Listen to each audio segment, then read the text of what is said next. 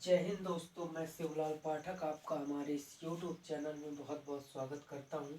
इससे पहले कि हम पाठ शुरू करें, आप सभी को दीपावली की हार्दिक शुभकामनाएं। आप हमेशा मुस्कुराते रहें और आगे बढ़ते रहें। तो चलिए दोस्तों, आज हम शुरू करते हैं कंपटीशन एग्जाम में रीजनिंग के महत्वपूर्ण पाठ सादृश्यता के बारे में, जो कि तरह तरह के भिन्न भिन्न प्रकार के क्वेश्चन पूछे जाते हैं और बच्चे इसी को नहीं कर पाते हैं। तो इस पाठ को हम आज इतनी अच्छी तरह से बताने वाले हैं कि आपके एक एक बस पूरा वीडियो बस आपको देखना है, आपके पूरा पाठ समझ में आ जाएगा और पेपर में एकदम जल्दी आप उस क्वेश्चन को हल कर लेंगे। तो सादृश्यता, सादृश्यता का मतलब है समानता, है ना।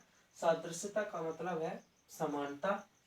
दो प्रकार के संबंध इसमें होते हैं। जो क्वेश्चन आता है इससे रिलेटेड, इस पार्ट से तो क्वेश्चन आते हैं, तो उसमें दो प्रकार के संबंध आपको पढ़ना है। वो दो संबंध अभी हम बताएंगे, केवल वो दो संबंध ही उसमें क्वेश्चन आएंगे। तो पहला संबंध है आधारभूत संबंध, दूसरा संबंध है विकसित संबंध। तो इन संबंधों के बारे में हम आपको बताएंगे। तो क्वेश्चन कैसे आता है, मैं आपको पहले क्वेश्चन दिखा देता हूँ। ऐसे आते हैं, ये एक अनुपात समानुपात 3:4, इस प्रकार के क्वेश्चन आते हैं। इनमें से किसी एक में क्वेश्चन मार्क लगा होगा, है ना। मान लीजिए यहाँ क्वेश्चन मार्क लगा है, उससे रिलेटेड यह रहता है, ये उदाहरण है कि इन चार दिए रहेंगे कोई दो युग्म। युग्म किसे कहते हैं, ये युग्म, एक युग्म ये, एक युग्म ये, दो युग्म दिए हुए हैं। इन युग्मों में एक कोई अज्ञात रहेगा, उसे हमें हल करना होगा। तो पहली बात हम करते हैं आधारभूत संबंध। तो इसमें हम कैसे चेक करेंगे कि यह आधारभूत संबंध है कि विकसित संबंध है, फिर हम उसे हल करेंगे। तो आधारभूत संबंध का मतलब हम पहले अभी समझ लेते हैं। 1:2 समानुपात 3:4। अपनी दृष्टि से हम इसे ऐसे भी लिख सकते हैं, 1/2 बराबर 3/4। यानी मेरा कहना ये है कि हम समानुपात को बराबर और अनुपात का मतलब बटे लिख सकते हैं आराम से। तो आधारभूत संबंध जब ही होगा जब पहले युग्म का, यानी उसी युग्म का संबंध उसी युग्म से हो। यानी ये जो पहला युग्म है, ये दूसरा युग्म है, इन दोनों का संबंध, इस युग्म के दोनों तत्व केवल एक दूसरे से बस रिलेटेड रहेंगे, वह दूसरे युग्म से रिलेटेड नहीं होंगे। इसका मतलब ये आधारभूत संबंध है। तो जैसे हम कैसे देखेंगे, एक का संबंध दो से, क्या संबंध है, एक में एक जोड़ेंगे तो दो आ रहा है। अब उसी प्रकार दो से एक में, तो दो में से एक घटाएंगे, एक आ रहा है। तो इसी प्रकार इनमें भी होगा। तो तीन में एक में दो, एक जोड़े थे दो आया था, तीन में देखते हैं एक जोड़ेंगे तो चार आया, उसी प्रकार का संबंध है। अब उसी प्रकार चार से तीन में जाएंगे तो चार में से एक गया, तीन आया। यानी एक ये दोनों क्या है, आधारभूत संबंध है। क्योंकि ये युग्म के जो तत्व हैं, तो केवल इस युग्म, पहले युग्म के तत्व एक दूसरे से बस संबंध रखते हैं। दूसरे युग्म का के तत्व केवल वे एक दूसरे बस से संबंध रखते हैं, वे एक दूसरे अदला बदली के युग्म से रिलेटेड नहीं है, इसलिए यह आधारभूत संबंध है। तो एक बार आसानी से समझिएगा, पहले युग्म के तत्व केवल अपने युग्म बस से मतलब रखते हैं, ना कि दूसरे युग्म के तत्व केवल दूसरे युग्म से ही रिलेटेड है। ये एक दूसरे से युग्म कोई संबंध नहीं रखते, दूर दूर है। यानी पहले तत्व का संबंध अपने ही युग्म के दूसरे तत्व से, उसी प्रकार दूसरे युग्म का पहला तत्व अपने दूसरे तत्व से संबंध रखता है। ये हो गया आधारभूत संबंध। यानी एक का संबंध हो गया उसी के दो से, और उसी दो का संबंध हो गया एक से, और इसी प्रकार हो गया तीन का संबंध चार से, और चार का संबंध हो गया तीन से, उसी का उसी से। तो कैसे होगा ये आधारभूत संबंध, एक का संबंध दो से और दो का संबंध एक से, है ना। इसी प्रकार तीन का संबंध चार से, चार का संबंध तीन से, यानी ऊपर नीचे। याद रखिए, जब ऐसे में समझ में आए तो इसको सीधे बटा में लिख दे, 1/2। तो ऊपर नीचे हो रहा मतलब ऊपर नीचे से समझ में आ रहा है, मतलब आधारभूत संबंध है। देखिए ये रीजनिंग है, रीजनिंग का मतलब ये होता है कि तर्क की दृष्टि से उत्तर को देना। अब विकसित संबंध, अब विकसित संबंध क्या है देख लेते हैं। 1:2 समानुपात 3:4। अब इसमें देखते हैं क्या है अंतर। ये है कि अब ये पहला ये जो युग्म है दो ठो, ये युग्म एक दूसरे से संबंध रखेंगे, यह केवल अपने सब बस से सीमित नहीं रहेंगे। तो पहला तत्व किससे संबंध रखेगा, तीसरे से, और दूसरा संबंध रखेगा चौथे से। मतलब ये है कि पहले युग्म का पहला तत्व संबंध रखेगा दूसरे युग्म के पहले तत्व से, और पहले युग्म का दूसरा तत्व संबंध रखेगा दूसरे युग्म के दूसरे तत्व से। ये क्या है, ये विकसित है, मतलब एक दूसरे में बटे हुए हैं। पहले युग्म का तत्व दूसरे युग्म के पास भी है, और दूसरे युग्म का तत्व पहले युग्म के पास है। तो ये ऐसे संबंध रखेंगे। तो जब अपन हल करेंगे तो देखेंगे 1:3 का 1 और 3 में क्या संबंध है, क्योंकि हम जानते हैं कि 1 से 1 में 2 जोड़ेंगे तो 3 आ रहा है।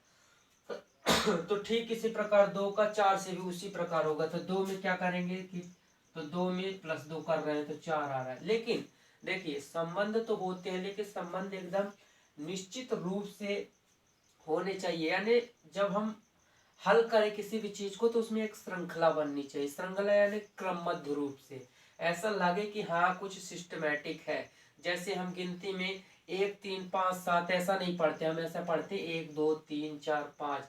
जब 2 की दुनिया सुनानी होती तो हम ऐसे नहीं पढ़ते 2 8 12 4, ऐसा नहीं पढ़ते। हम ऐसा पढ़ते 2 2 4 2 3 6 2 4 8, सिस्टमैटिक तरीके से। ठीक इसी प्रकार इसमें भी यही करना है अपन को, है ना। तो अभी अभी उदाहरण जब करेंगे तो और अच्छे से समझ में आ जाएगा, है ना। तो पहला क्या करना है अपन को, आधारभूत संबंध, दूसरा विकसित संबंध। इनमें कई प्रकार होते हैं, है ना। जैसे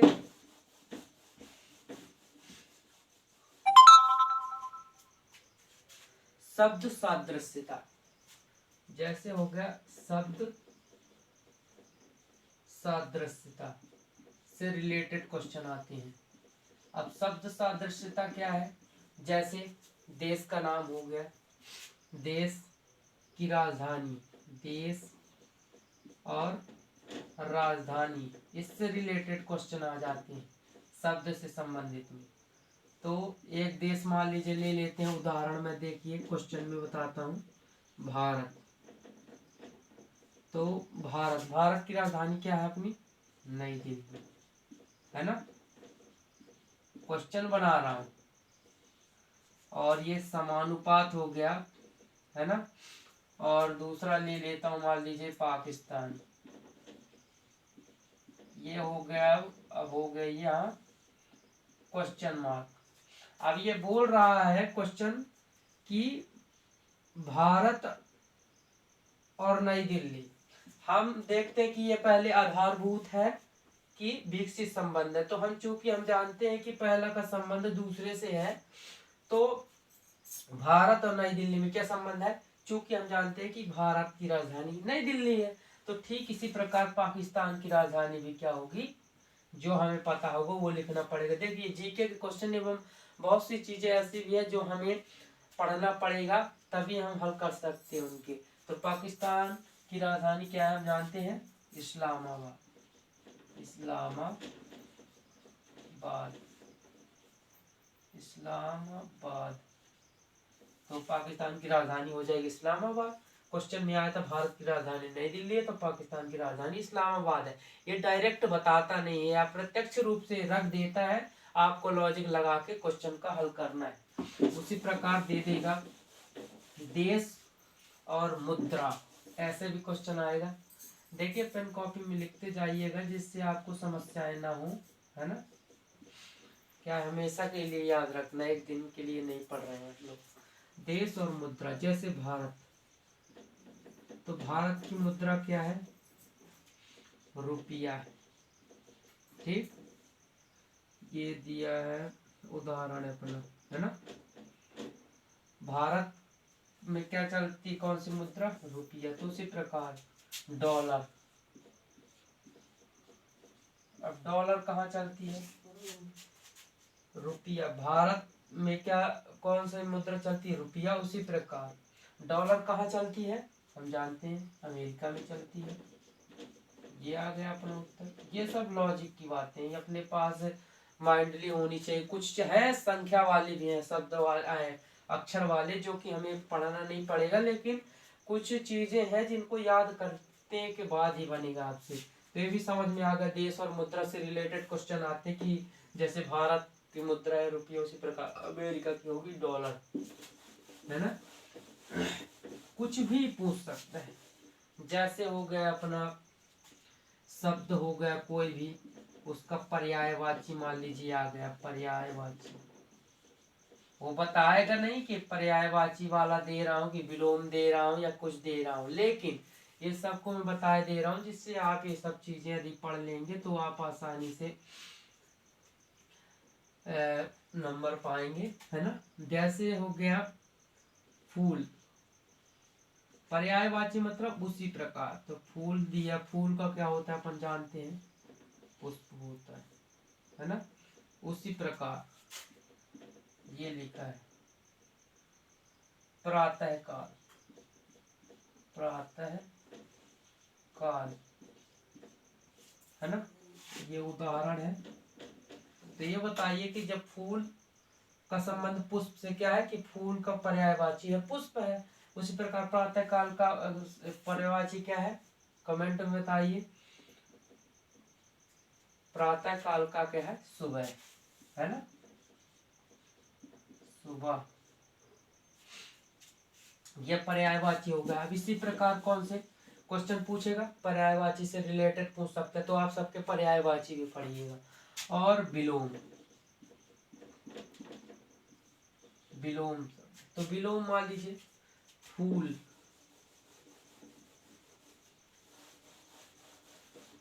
अब विलोम में हम देख लेते हैं। जैसे हो गया सुबह, सुबह, सुबह का उल्टा क्या होता है, शाम। ये तो हो गया समानुपाती। अब कुछ ले लेते हैं। जैसे हो गया आज, आज का उल्टा क्या है, कल, ये, है ना। सुबह का उल्टा शाम, तो इसी प्रकार आज का कल। हम ये देखेंगे कि इनमें संबंध क्या है। सुबह का शाम, ये उल्टा बोल रहा है उसके, कि अभी सुबह है फिर ये शाम बोल रहा है, या है वो कल बोल रहा है। ऐसे दिन रात, शांति अशांति, धर्म अधर्म, ये सब विलोम शब्द हो गए।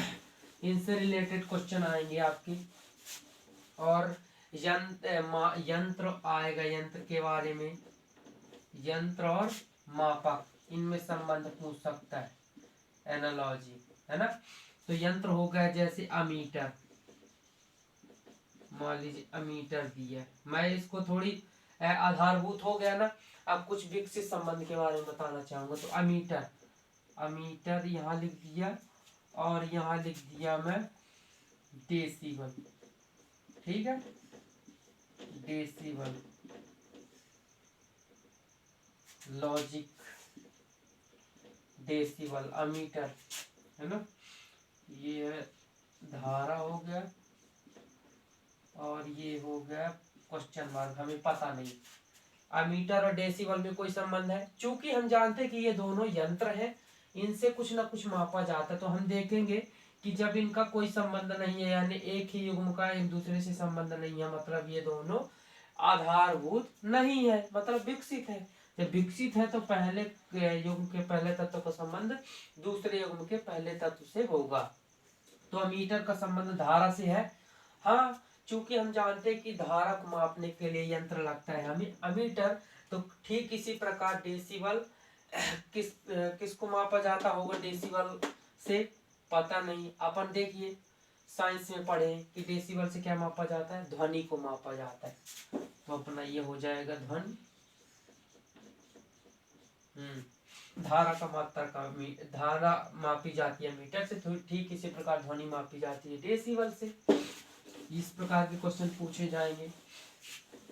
और शब्द संबंधी तो हो गए। तो जैसे देश के नाम पूछ लेता है कि देश के राष्ट्रीय पशु क्या है, इस देश के राष्ट्रीय पशु ये है तो उस देश के राष्ट्रीय पशु क्या होंगे। यहाँ लोहार का काम लोहे से रिलेटेड होता है तो ठीक उसी प्रकार कुम्हार का काम किससे रिलेटेड होता है तो मिट्टी से। यानी तरह तरह के क्वेश्चन पूछ सकता है, हर प्रकार से क्वेश्चन पूछ सकता है, तो आपको बस थोड़ी माइंड लगाना है ना। अब दूसरा मैं बात करता हूँ अक्षर संबंधित, अक्षर सादृश्यता। तो अक्षर सादृश्यता क्या है, जैसे A B C D E F G H I J K L M N O P Q R S T U V W X Y Z, इनसे रिलेटेड क्वेश्चन होता है। कहीं पूछ लेता है कि जब ए का विपरीत क्रम बी है, ए का विपरीत क्रम जेड है, तो वाई का विपरीत क्रम क्या होगा। यानी वो डायरेक्ट हिंदी से नहीं बोलेगा, डायरेक्ट वो लिख देगा, आपको समझना है। तो जैसे हम जानते हैं कि ए का विपरीत क्रम होता है जेड, है ना। तो एक क्वेश्चन बना के दे देता हूं, ए समानुपात बी। अब देखिए, अब हमें लॉजिक लगाने की जरूरत है। ए जेड आधारभूत संबंध, पहले हम देखेंगे ए जेड में कुछ संबंध है। चूंकि हम जानते हैं कि शुरू से जब ABCD पढ़ेंगे तो एक नंबर में ए आता है, और पीछे से पढ़ेंगे एक नंबर में तो जेड आता है, तो दोनों एक दूसरे के संगत है ना। पीछे से एक नंबर में आता है, आगे से एक नंबर में आता है, दोनों एक दूसरे के अपोजिट है। तो ये हो गया। तो ठीक इसी प्रकार अब एक नंबर में शुरू में ए आता था, उसी प्रकार बी कितने नंबर में आते शुरू में 2 नंबर में, तो उसी प्रकार जेड लास्ट में से कितने नंबर में 1 नंबर में आता, तो बी तो लास्ट से 2 नंबर में कौन आएगा, वाई आएगा। तो ये अपना वाई आ गया, ये आ गया अपना हल। ऐसे क्वेश्चन आते हैं, है ना। देखिए मैं आपको एक अक्षर से क्यों बता रहा हूँ, क्योंकि आपको समझ में आना चाहिए। चाहूँ तो 2-4 में इकट्ठा बता सकता हूँ, जैसे ए बी सी डी, है ना। उसी प्रकार मतलब बी सी डी ई। अब इसी प्रकार आगे दे देता हूँ टी यू भी डब्ल्यू। अब इसको हल कीजिए। तो पहले हम देखेंगे इनमें संबंध क्या, हम देखेंगे A B C D, B C D E. हम देखेंगे ए के बाद क्या आता है, बी आता है, बी के बाद क्या आता है, सी आता है, सी के बाद क्या आता है, डी आता है, डी के बाद क्या आता है, ई आता है। कितना एक एक बढ़ा दिया है, एक बढ़ाए एक बढ़ाए एक बढ़ाए एक बढ़ाए। ए में एक जोड़े बी गया, बी में एक सी, सी में एक डी, डी में एक ई। तो ठीक इसी प्रकार जब इन दोनों का संबंध ऐसा, देखिए श्रृंखला बन रही है ना, एक एक एक एक ऐसे हो सकते हैं, 1 3 5 7 8 5 7 9, ऐसा भी हो सकता है, ऐसा भी हो सकता है 2 4 6 8 10, ऐसा भी हो सकता है गुणा कर दिया हो, कहीं 2 बार गुणा कहीं 3 बार गुणा। एक प्रकार की श्रृंखला बननी चाहिए, मुद्दा ये है। और जब पहला युग्म या कोई भी युग्म अपने ही तत्वों से बस संबंध रखता है तो यह आधारभूत संबंध है, तो यह आधारभूत संबंध है। जब आधारभूत संबंध है तो पहले युग्म के तत्व एक दूसरे संबंध रखते हैं, तो दूसरे युग्म के भी अपने उसमें संबंध रखते होंगे। तो ए में एक जोड़ा था तो एक गया था, तो शुरू का टी है, टी में एक जोड़ेंगे, टी के बाद यू, ये एक जोड़े। अब यू लिखा है, यू में एक जोड़े भी, भी में लिखा है डब्लू, और डब्लू में एक जोड़े तो एक्स, ये एक ये एक एक एक, क्या आ गया अपना उत्तर, यू भी डब्लू एक्स। ऐसे क्वेश्चन पूछता है। और देखिए बहुत ही सरल है, बस थोड़ी आपको समझने की जरूरत। देखिए यदि आपको इंग्लिश में जो ABCD है वो अक्षरों को पता नहीं है, तो मैंने अपने रीजनिंग पार्ट में पढ़ाया है कि ABCD को नंबरों में कैसे याद रखें, कि वो 15 नंबर में, P 16 नंबर में कैसे याद रखेंगे। तो इसके लिए मैंने पार्ट बना रखा है, तो उसको आप जाकर जरूर देखें। ऐसे क्वेश्चन आता है, देखिए जैसे उदाहरण जैसे दिया है A X T V W, है ना। इसका उत्तर दिया है मान लीजिए 5। अब सोचेंगे कि कैसे हो सकता है, जो कि इनका संख्या जोड़ेंगे तो बहुत ज्यादा होता है। देखिए x 24 1 25, 25 10 35 10 45 45 46 47 10 57 67 67 3 70 70 20 90।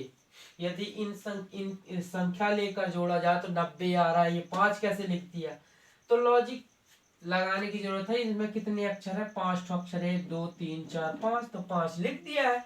तो दूसरा मान लीजिए दिया है इसके आगे दिया है U A V G, तो इसका क्या होगा? इसका 5 था, 5 संख्या 5 अक्षर थे, तो इसलिए ये 4 अक्षर है तो 4 हो जाएगा। तो अपन को इसी प्रकार करना है। देखिए जो पेपर आता है उसमें ज्यादा कठिन नहीं होता है, अधिकतर उसमें सरल ही होते हैं, लेकिन बच्चे जल्दी जल्दी के कारण उनसे बनता भी होता है, लेकिन वो वहाँ घबरा जाते हैं। तो पेपर के समय आपको घबराना नहीं है ना। ऐसे क्वेश्चन पूछता है। और विपरीत क्रम कैसे ज्ञात करें? मैं विपरीत क्रम के लिए अलग से बता देता हूँ। मान लीजिए आपको जैसे अक्षर हो गया ना, संख्या से रिलेटेड बता देता हूँ आपको अलग से। संख्या सादृश्यता पर, तो संख्या सादृश्यता जैसे लिखा है ABZO, ठीक है, उदाहरण दिया हो, लिखिए ध्यान से देखिएगा।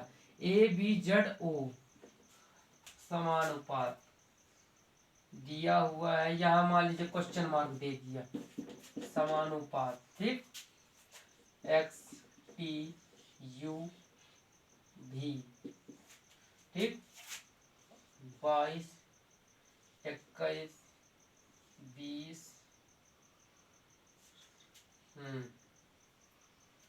ये हो जाएगा 24,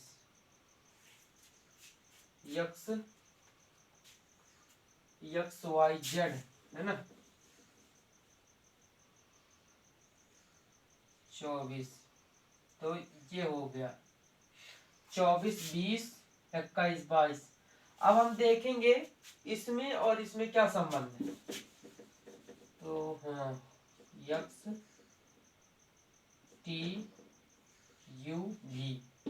है ना। तो इसमें देखिए पहले में तो कुछ दिया हुआ नहीं है, तो इससे तो हम कुछ मिला ही नहीं सकते। देखिए हल अपन को कहाँ से करना है? जो युग्म पूरा हो वहीं से हम कुछ पा सकते हैं। तो युग्म कहाँ है? ये पूरा युग्म भरा है। देखेंगे XTUV यहाँ लिखा 24 20 21 22। हम देखिए आपसे नहीं बनता तो आप ऐसे पढ़ेंगे 2 4 2 0 2 1 22, है ना। तो ऐसे पढ़ेंगे तो क्या होगा? तो हम दिमाग लगाएंगे सबसे पहले कि ABCD में कौन कितने नंबर में आता है। तो यक्स लिखा तो यक्स कितने नंबर में आता है गिनेंगे, तो हम जानेंगे कि Y के पहले आता है तो Y 25 नंबर में आता है, तो 25 के पहले क्या आता है 24, तो 24 लिखा है। T कितने नंबर में आता है? तो T 20 होता है, तो T 20 लिख दिए हैं। और U लिखा है तो 21 नंबर में, V लिखा है तो 22 लिख दिए, है ना। तो फिर ये देखेंगे, यानी ये क्या लिखा है? इन्हीं का संख्या ये इतने नंबर में ABCD में आते, इसलिए इसको लिख दिया है। तो यहाँ पर जो लिखा है कि क्वेश्चन मार्क, तो इसका हल क्या होगा? तो जिस प्रकार इनका हल इनका ऐसा है, तो उसी प्रकार इनका हल भी ऐसा ही होगा। तो ए कितने नंबर में आता है? 1 नंबर, B 2 नंबर में, Z 26 नंबर में, O 15 नंबर में। देखिए आप सोच रहे होंगे कि इतना जल्दी हम कैसे नंबरों को बता देते हैं। तो नंबर को बताना कोई कठिन बात नहीं है, मैंने पढ़ा चुका है। आपने मेरे प्लेलिस्ट में जाकर आप उसे पढ़ सकते हैं और आपके भी समझ में आ जाएगा। यदि समझ में न आओ, यदि आपको कुछ और पढ़ना हो, तो math, reasoning, MP, GK, science एवं किसी भी प्रकार की कमेंट हमें कर सकते हैं, जिससे जितनी ज्यादा हो सकेगी मदद हम आपकी जरूर करेंगे। तो आशा करते हैं कि आपके वीडियो समझ में आई होगी। यदि वीडियो समझ में आई हो तो एक लाइक जरूर करें, कमेंट करें, शेयर करें। आप सभी को हैप्पी दिवाली। आप हमेशा मुस्कुराते रहें, खुश रहें। तो ये पाठ कौन सा था? सादृश्यता था। सादृश्यता पाठ में 2 संबंधों को याद रखना है, आधारभूत संबंध और विकसित संबंध। आधारभूत संबंध से तात्पर्य यह है कि उस युग्म के तत्व केवल एक दूसरे से बस संबंध रखे, केवल युग्म के तत्वों से बस, है ना। लेकिन विकसित संबंध में एक युग्म के संबंध तत्व दूसरे युग्म के तत्व से संबंध रखते हैं, इसे विकसित संबंध कहते हैं। तो बहुत ही आसानी से आप हल कर सकते हैं। जय हिंद।